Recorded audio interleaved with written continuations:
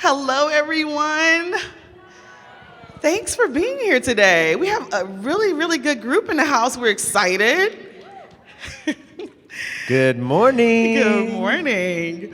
People still strolling in, but we're going to start rolling. Yeah, you guys, just so you know, when you submit a proposal for a workshop, you expect to be in a room where only 30 people are admitted. So when we were watching the Hoover app and all those numbers go up, we're like, oh, they got us in a ballroom, and there's going to be a lot of people. And that's fine. So we want to let you know that we expected to do this with 30 people, and here we are with much more, and that's fine. So yeah, it'll feel intimate in just a little bit, so yeah. We were nervous when it hit 30, and then y'all just kept signing up, so we're going to roll with it. You all, my name is Zenique Gardner Perry, and I'm a co-founder and principal A-Bar facilitator with Undue Bias, an organization that we've had around since 2019 with me and James. I'll let him introduce himself. You want to say any more about yourself? Not right now. Okay. James Meinert. I'm also a co-founder of Undue Bias with Zenique Gardner Perry. We started in 2018. We've been doing this work for about 5-ish plus years now, and I kind of want us to say a little more. Yeah, go right ahead. Okay, you want me to go first? Please. Okay. So if you were in the last talk, you heard Delisha at the end say about getting the folks from Missouri, and that's me. I was born and raised in rural Missouri. We moved around like many working class families do, so Cassville, Houston. My family has a farm in New Haven, and I came to St. Louis to go to St. Louis University in 2002. And then I spent a couple years living in Managua, Nicaragua, with the Jesuit volunteers. And I ended up in St. Louis through activism and organizing work. And I ended up in this kind of work, racial equity work, because I was 28 and I went to a conference, a workshop, and I was told to desegregate my life. And I looked around and realized that here I was, a 28-year-old, and all of my friends were also late 20s and white. And I was like, that's not what my life was like in college, and that's not the life I want, and that's not actually gonna help me move towards the world that I want for all of us. So I started doing some intentional reading. This is like 2012, started making changes, joined some organizations, local organizations like the Organization for Black Struggle, and started doing organizing activism around anti-racism in the St. Louis area. And Zenique and I met because we were blessed enough to work together at a local nonprofit called Safe Connections, and we just loved on each other and became best friends. And then my wife, when I stopped working there, was like, y'all should keep doing work together. And so we started this organization whenever a few different groups and school districts started asking us to come in and do work. So that's like our very short little background. Yeah, great job, James. I am also from the St. Louis region. I grew up in East St. Louis, Illinois. That's right, I got some East Siders in the house. So yes, I grew up in East St. Louis, Illinois. And also too graduated from Alton High. I moved because my parents moved from East St. Louis after I graduated from Clark Junior High School. And they moved to Belleville, then split up, and then I ended up going to Alton High. And then eventually I found myself in Philadelphia after many years in the St. Louis region, and lived in Philadelphia for about 12 years.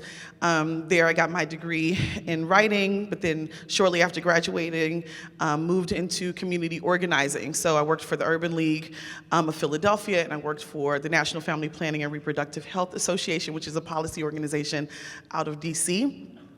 Before moving back to St. Louis in 2015. And then when I moved back here in 2015, I started working at Safe Connections, which is where I met James, and he told you that story. But as a Black woman, living in the United States, you become really curious about how to fight for liberation, right? And then if your curiosity moves beyond that, then you start the work of activism and advocating for your life and value in this world. During undergrad, I studied in Uganda in East Africa, and there is kind of where it solidified this idea that, oh, as a Black person, I'm supposed to think of myself as inferior because I studied there with a lot of white students from Christian colleges and universities around the country in Canada, because I went to a evangelical college. And so that's when I came back from Uganda, I was thinking about what does justice look like? Shortly after coming back, Trayvon Martin was killed, and I was in the streets like during those protests, and I started thinking about like the life I would want for children that I would eventually have. So that's where my advocacy did. In 2012, it really started. I feel like that's the time when I woke up. And then, so it's been great to actually do this work with James, who, his journey with thinking about racism and being accountable to some Black organizations here in St. Louis makes me trust him in that work. And you're gonna see how much I trust him in just a little while. Because when we think about addressing racism, especially in our workplaces and with our coworkers, we think about how we can get our people. And so what we mean by getting your people is like really pulling together the folks who look like you and challenging them to do more and say more in the workplace and beyond those boundaries. That's right. And we give a little bit of a long introduction for ourselves because, as you can tell, we don't have corporate backgrounds. We don't come to DEI from like the HR room, and no hate to those of you that do. We need everyone in this work.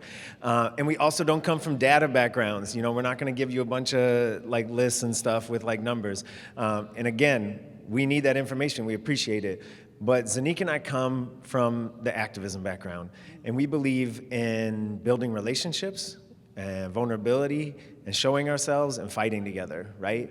And so for us to do a little bit of the work that we want to do with you all today, show you what we want to do, because we're not just going to tell you about the work we're going to do, we're actually just going to try to do some of it with you all today. We think that that'll actually help you learn it a little better, what we're trying to share with you.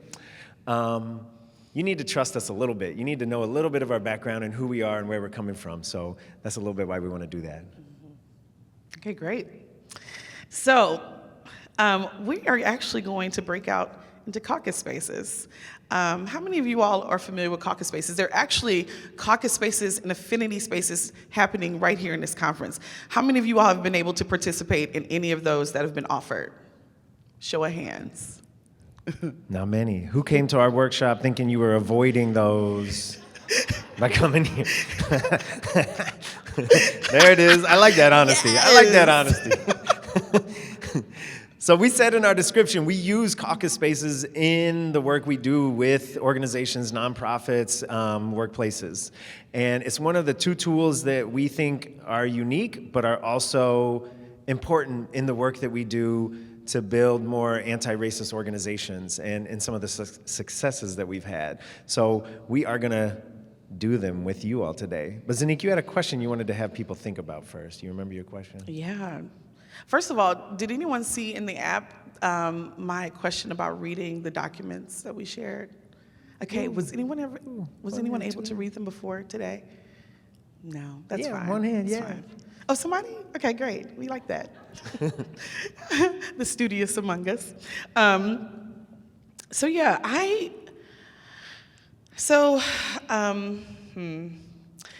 We had a question for you all. You don't have to ask it. We can skip it. You want to do it? Yeah. Okay, go ahead. Okay. We want you all to think about something. Some challenges, some commentary, some feedback that you would say or give if you did not have to do it in the presence of people from another racial group. Are there things that you would seek to understand? Questions that you would ask? Does being in a multicultural space sometimes hold us back from acting authentically and speaking truthfully? Take a moment to think about that. I'm going to ask it again. I want you all to think about something, some challenges, some commentary, some feedback that you would say or give if you did not have to do it in the presence of people from another racial group. Are there things you would seek to understand, questions that you would ask? Does being in a multicultural space sometimes hold us back from acting authentically and speaking truthfully? By a show of hands, how many of you have yes in your heads for that question. That's great. Their hands do work. Their hands do work. They do work. Okay. All right. Yeah. So do we. Yeah.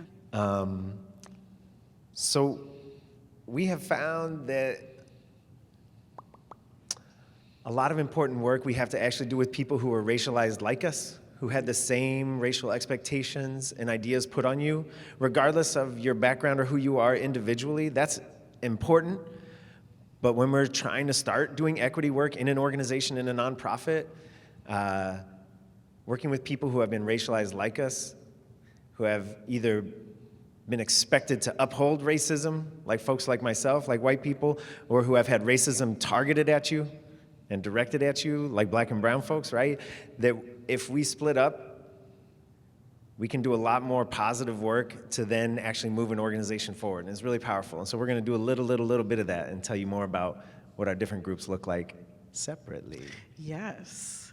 So, James, who are you taking with you? So if you identify as white, or if you were raised white, because some folks were raised in white communities as white people, and then they find out that they have other lineages and they struggle with identifying as white, but we find that it's still best for them to be in the white caucus. So if you identify as white or you were raised white, I'm gonna go over into this side. I'm gonna leave my microphone up here, and we're gonna do a little caucus group. And Zenique, who are you taking? I am taking anyone who identifies as black or brown. Brown may include being Asian heritage, of Latino heritage, of East Asian, multicultural background. So you may have two or more racial identities that you identify with. So if you identify in any of those categories, then you will follow me. And we're going to take up space on this side of the room. When we made our proposal, we did ask for 2 rooms, but they were like, we don't got that for y'all. So when we found out we had this big old space, we were just like, okay, I trust that we can't hear each other on the opposite sides of this room. So that's what we're going to do. We're going to split into 2. And I just want to acknowledge that it's really, really tempting in learning today, like, oh, but I want to see what the other group is doing. Exactly. So I want to acknowledge that feeling that's coming up for you all right now, and I want you to trust us in this process and know that we are going to address that when we get into our separate caucus spaces, and we will come back together in about 30 minutes and have some additional information that we'll share and take your questions and answer them, okay? All right. All right, you all. We're gonna have a couple people share out how they feel coming out of the caucus space. We'll have a person from each group share. How about that? Who's brave enough to be the spokesperson of each group? And I know that in James's caucus space, he talked about confidentiality and speaking from the eye, so definitely wanting to acknowledge that as well. So who would like to share from either group? We'll do one person, and then we'll move directly into question and answer from there. We can't see anything up here, so if everyone's raising their hands, no. Okay, get it. I just want to say I appreciate the format of the caucus. You want to stand up? I'm pretty loud, so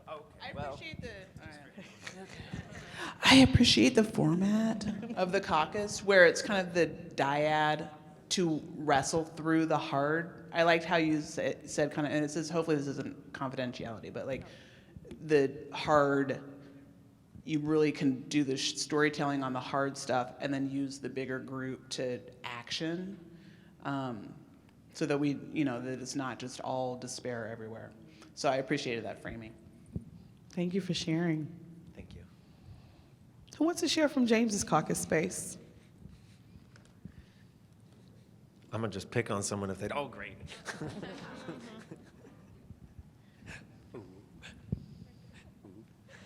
Thank you. I don't have to stand up, do I? Okay.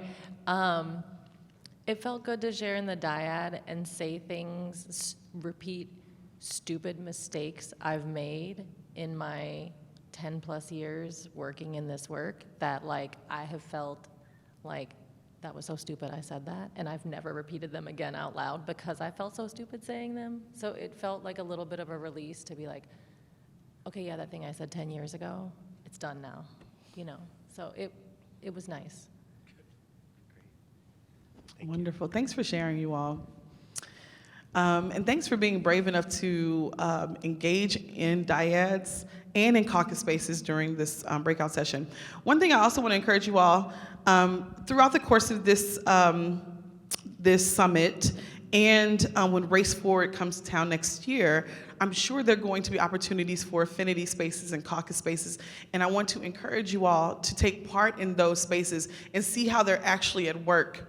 I also want to acknowledge that part of there's Dr. April Warren, she does Remembering Liberation as part of a caucus space for Black and brown people, and the YWCA does caucus spaces for white folks called Witnessing Whiteness. So there are other spaces in St. Louis where you can actually form caucus spaces and bring outside facilitators into your companies or workplaces to do this work. It's not just me and James doing this work.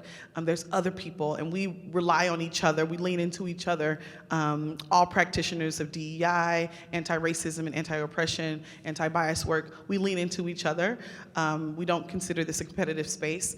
So we want you to find the best fit for your organization because we believe that this work can help move things forward. Who's got questions for us? I'm just staying down here as if Sounds I'm good. like Vanna. Okay. Yeah.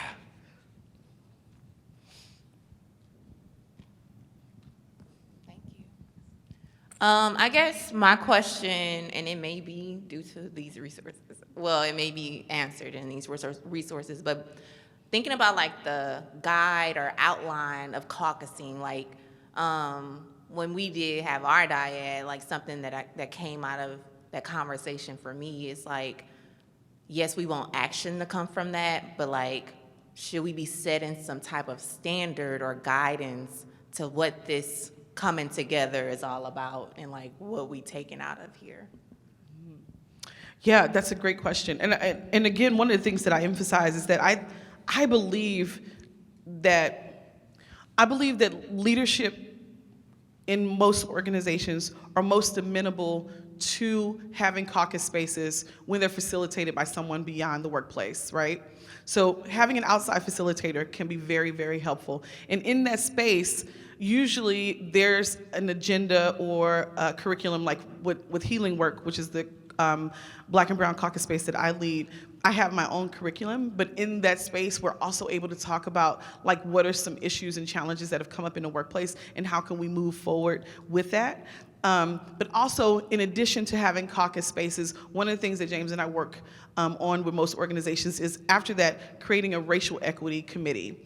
And we believe that racial equity committees allow folks to actually, like once we form that, and that's formed of people from all racial backgrounds and identities, but also people with different roles, from leadership on down, or from the staff person on up, I should say, who's leading that work within the organization and pushing for change. And then James and I usually accompany the racial equity committee and the leadership in making those things happen. And we've seen it be really successful in a couple of our workplaces. We've seen like organizations, 2 organizations in particular, that have been dismantled because of the work that they've been doing around this stuff. So yeah, I think that could be really helpful and important. And then after having that accompaniment for a while, figuring out what you want to continue to work on, and then doing so as a unit within the workplace.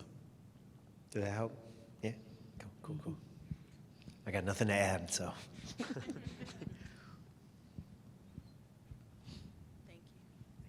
Hello, everyone. So I work for Wells Fargo Advisors, and we already have like affinity groups. We have 10, and we call them employee resource networks. I'm on the leadership team for the Black African American Connection. And so part of my struggle, and maybe you all can, have some advice, but part of my struggle is that allyship is, I have like a love-hate relationship with it, because, you know, I don't think that kindness, you have to be an ally to show kindness or anything like that, right? And so one of the things that I'm struggling in my role that I have expressed to my team is the fact that we put on these events, we have these resource events and other things that we do to help build our community. The problem that I'm facing, or that I see, is that it's always the same people that's coming. The people that, you know, need to be there, and I appreciate, you know, all of the different races that are here. The people that need to be there don't show up. So it's kind of like, how do we continue to educate and put ourselves out there so that, you know, allyship is important, or, you know, people know that racial equity is important. We're just continuing this same struggle of just preaching to the choir. So what advice do you guys have on that? You want me to take that, or Oh, do you I want to do. go? Okay, great. Get your people. Thanks for that question. So we talked about that a little bit in our group, and there was a question that someone didn't realize they were asking, but that is the question they were asking. What I told this white caucus and what I tell the white people everywhere is that it is our job to go after the other white people. And so if you have a good relationship with some of them, the ones that keep showing up, I think inviting them to go after their colleagues that are not showing up is a useful invitation. They might not take you up on it, but like, it's a useful invitation. Here is a couple of my other thoughts on it. So I have to remind white people that the white folks that annoy you, that like are a problem at your workplace and everything like that, like the things that they're doing that are hard on you, that annoy you, they're doing that to everyone. And for your black and brown coworkers, it's racism. For you, they're just being careless and thoughtless and annoying and mean. But when a white person is being careless and thoughtless and annoying and mean to a black person, they're just racist, right? They're just being racist. That's what's happening. And so if we want our workplaces to be less racist, to be reinforcing racism less, we as white folks have to be going after them. And that's hard for us, because we're like, no, they're the mean ones. I don't like them. I want to avoid them too. But like, it's like, okay, but then like you're prioritizing your own comfort over and above the well-being of your coworkers, and that's not okay. We're not gonna settle for that, right? Okay, there was another thing, but I lost it. But does that kind of answer your question a little bit? I think like, yeah. I just want to say too, one of the reasons why, one of the ways that I came to trust James accompanying me in anti-racism work is because when we worked at Safe Connections, James was a co-chair with a black person over our racial equity committee that we had at Safe Connections. And I witnessed James over and over again when he noticed that people weren't showing up for the meetings, or they would skip out on the conversations or lunch and learns that we had, or when he wanted to be sure that he had a good amount of folks. In this predominantly white middle-class organization that we worked in, when he wanted to be ensured that the majority of folks attended like a session that they would have, James would take time out in his calendar, which was visible for everybody. He would allocate 30 minutes of going to offices and sitting with white people and and personally inviting them to come to do this work around racial justice that we were trying to do within Safe Connections. That's like some of the stuff that I actually witnessed him doing, right? And I was like, oh, this is a curious ass white boy.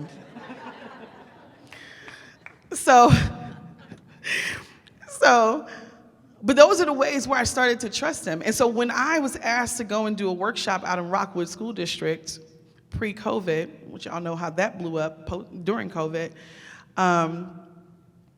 we went out there and I was nervous because I was like, I'm going to be in a space with predominantly white people doing this workshop. I was like, James, why don't you come and do that stuff that you do in witnessing whiteness? Because I also want to break them out into caucus spaces. I think it could be helpful. And he came with me, and I trusted to ask him because I knew all of the work that he had been doing with organizing the Organization for Black Struggle, with the AROC, which is a anti-racism collective for white folks that are accountable to Black people. Like, I knew the work that he had been doing in Witnessing Whiteness with YWCA. So I could trust that he could go and advocate for the same thing and be on the same page with what I was advocating for in those spaces. And I just want to candidly say that there aren't often many white folks who are going to compromise their own comfort in order to ensure the comfort of everyone. But occasionally, you will find one. And for the white people in this room, I want to push you to be that one within your organizations. And when you are that one, you know how to follow the leadership of the Black and brown people in your workspace. You can listen to them, you can back them, you can follow their minds, and you can fight for them amongst your white coworkers, friends, family, etc. Because another thing that's important is that anti-racism work should not only exist in your workplace, but it should be existing in your lives. That's where it should happen first. It's very difficult to fight for Black and brown people if you aren't loving them all the time in your own personal lives. So we talk a lot also in our work about desegregating your life, because that is how James got to know how much he wanted to. James didn't just start fighting for Black people just because he's an activist. He started loving Black people. He started hanging out with his neighbors across the street. He started, like having, going to birthday parties. He started going to spades games at Tasha's house at 11 p.m. at night with his wife and being like, I don't know what else I can do, but I can play some spades, and then beating Black people at the table. And they're like, damn! That's a real story, y'all. Tasha, who's in this space, can tell y'all. I didn't know you were going to embarrass me, but that was helpful because it helped me remember the one other thing I wanted to say, which is something we don't realize is because white supremacy is about the idea of superiority. As white folks, we internalize this idea of superiority, and we don't just direct that at Black and brown folks, we direct it at each other. So these folks that want to be allies, often we want to show how good we are by distancing ourselves from the bad white people and being buddies with the Black and brown people. But if we do that, part of what we're running is our idea that we are better than them. That's still white supremacy, we're just directing it at someone else. And so it's not actually liberation. So what I want you to do is go after the white folks you work with and tell them, like the allies that show up to everything, you gotta be like, okay, I appreciate you showing up for everything, but you gotta work on your white supremacy. I need you to go after these other white people. Like, you can't keep thinking you're better than them. That's not gonna get us anywhere.